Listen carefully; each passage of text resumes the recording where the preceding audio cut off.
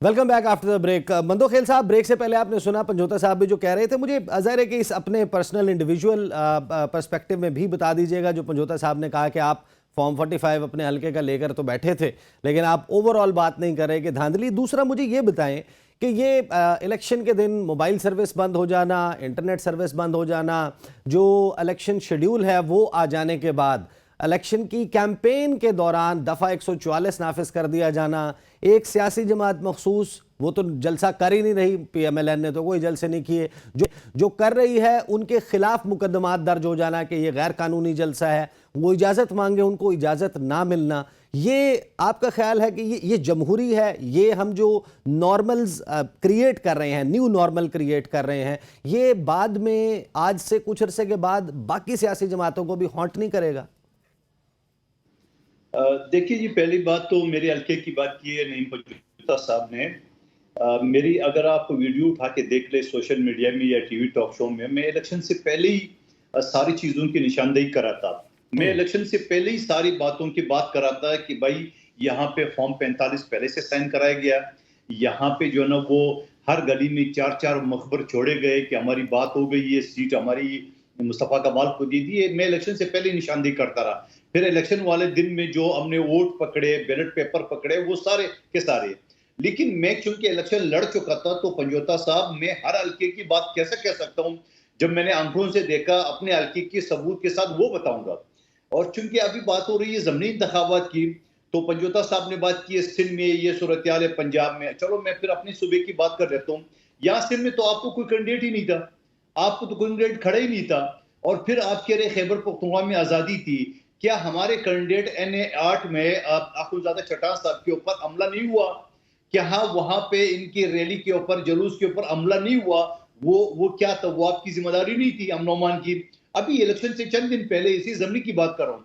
और फिर वो बात कर रहे हैं कि हमने दूध की नहरें बांध दिए। भाई अब मामला सारा वो हो गया।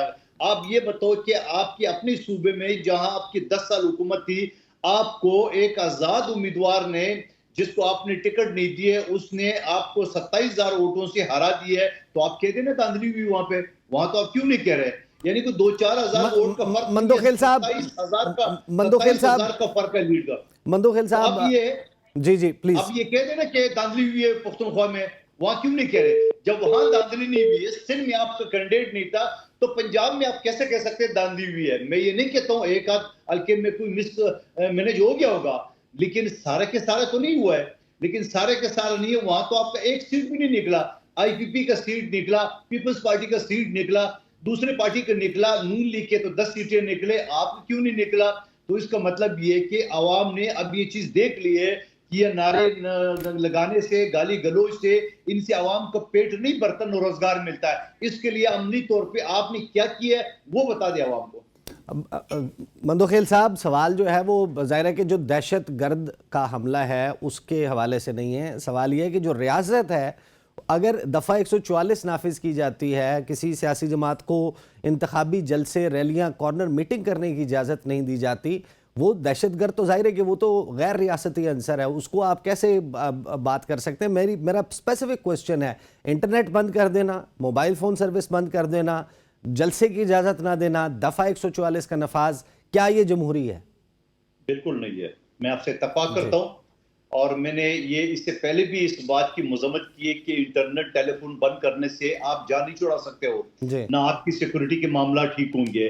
तो बिल्कुल गैर जमहूरी है, बिल्कुल नहीं होना चाहिए। लेकिन सवाल ये है कि ये सारा सब कुछ तो किया है ना मुस्लिम अपना निगरान हुकूमत ने, और उस वक्त भी हम मुखालफत किए, इलेक्शन कमीशन की मुखालफत की है। लेकिन सवाल ये है कि पीटीआई को वोट तो पड़ गया, वक्त कम रह गया। मुझे नासिर भट्ट साहब से क्या करना है बता दें। सही, मुझे नासिर भट्ट साहब से कुछ सवालात करने हैं। नासिर भट्ट साहब, आपकी जमात जो है उसके अंदर बड़ी चैमगोइयां चल रही हैं, बयानात दिए जा रहे हैं। अब आपने एक क्लैरिफिकेशन तो दे दी राना सनाउल्लाह साहब के बयान पर। जावेद लतीफ साहब ने भी इल्ज़ाम लगाया 90 करोड़ रुपए का, वो कह रहे हैं कि धांधली हुई है, और धांधली प्री पोल रिगिंग उनके हलके में, मियां साहब के हलके में की गई, शेखुपुरा की 5 सीटों के लिए, और वो पाकिस्तान के इदारों पे ये इल्ज़ाम लगा रहे हैं। मुस्लिम लीग नवाज ने बतौर पार्टी उनके बयान से भी लाताल्लुकी का इजहार नहीं किया। वजह आपको ज़िमनी इलेक्शन में हर चीज का जवाब नहीं मिला जो कल हुआ है? देखे ना, ये इलेक्शन ने बता दिया कि पीछे उसके पहले क्या हुआ है।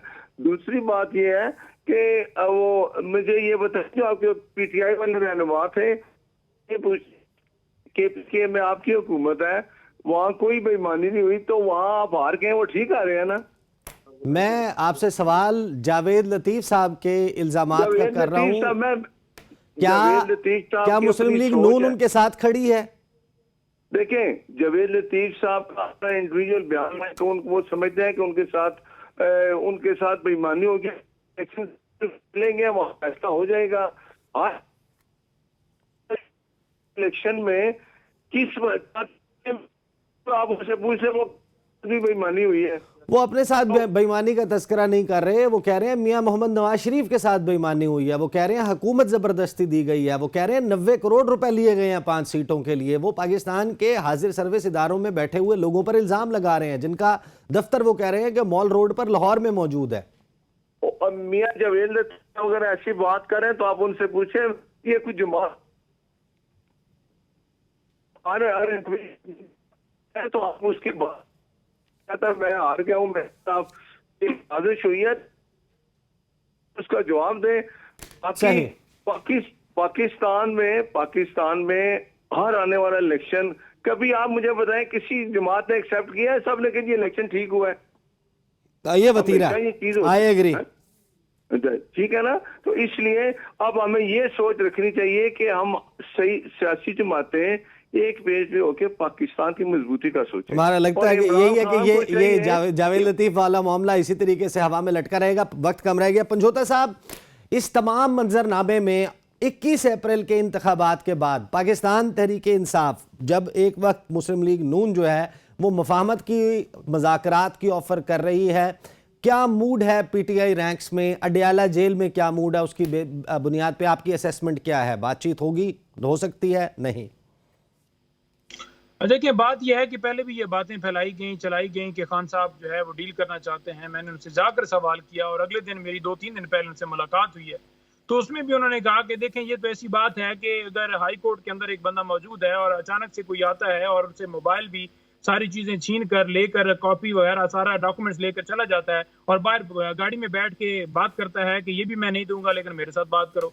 इस वक्त सूरत हाल है कि आवाम के मैंडेट के ऊपर डाका डाला गया है, हमारे लीडर को बेगुनाह कैद किया गया है, हमारे जितने रहनुमा और वर्कर्स हैं वो सारे कैद किए गए हैं। इस वक्त हाई कोर्ट के जजेस जो हैं वो इंसाफ मांग रहे हैं, हम कानून की बालादस्ती के लिए जंग लड़ रहे हैं। हमारा कोई इससे नहीं है कि हमें बाहर बैठाओ, तो हम चाहते हैं कि बनीगाला में कुर्सी डालकर बैठें और फिर कहें कि जी ठीक है जी हमें बादशाह बना दिया जाए। अगर उसको ही कंटिन्यू करना होता तो उस वक्त जो है उस गुलामी के सामने ना डट के खड़े होते, बल्कि कहते कि ठीक है, जैसे शहबाज शरीफ आज गुलामी कबूल करके बैठा हुआ है, हम भी कर लेते। इस वक्त जो बात है वो मुल्क की खुददारी की बात है, कानून की बालादस्ती की बात है। आपका मुल्क कभी भी आगे नहीं जा सकता जब तक आपके मुल्क के अंदर रूल ऑफ लॉ नहीं होगा। और दूसरी बात यह है कि केपीके के अंदर ये कहा जा रहा है, अभी मैं बात सुन रहा था कि उस वहां पर तो धांधली नहीं की गई या वहां पर तो इस रिजल्ट को एक्सेप्ट करते हैं। हम बिल्कुल कहते हैं क्योंकि वहां पर हमारी हुकूमत थी और हमने धांधली नहीं की और हमने वो जो रिजल्ट वहां पर आया उसको तस्लीम किया है। लेकिन क्या आपके सूबों में जहां पर आपकी हुकूमतें थी, क्या आपने फ्री एंड फेयर इलेक्शंस करवाए? नहीं करवाए। इससे पहले आप तमाम फिल्डाट हो, हर एक सही। पंजोता साहब, सब ने कह दिया कि पंजोता साहब, वक्त खत्म हो गया। बहुत बहुत शुक्रिया, आपने प्रोग्राम में हमारे साथ मौजूद थे। नासिर भट्ट साहब, कादिर मंदोखेल साहब, जो कंक्लूजन है 22 अप्रैल और 21 अप्रैल का वो ये है कि पाकिस्तान तहरीक इंसाफ वो ना सिर्फ ये के नताइज पर धांधली के इल्ज़ामात नताइज के हवाले से लगा रही है, बल्कि ये अब बाकायदा मैसेजिंग दी जा रही है कि मज़ाहमत जारी रहेगी। अब तक के लिए इतना ही, इजाज़त दीजिए, अल्लाह हाफ़िज़।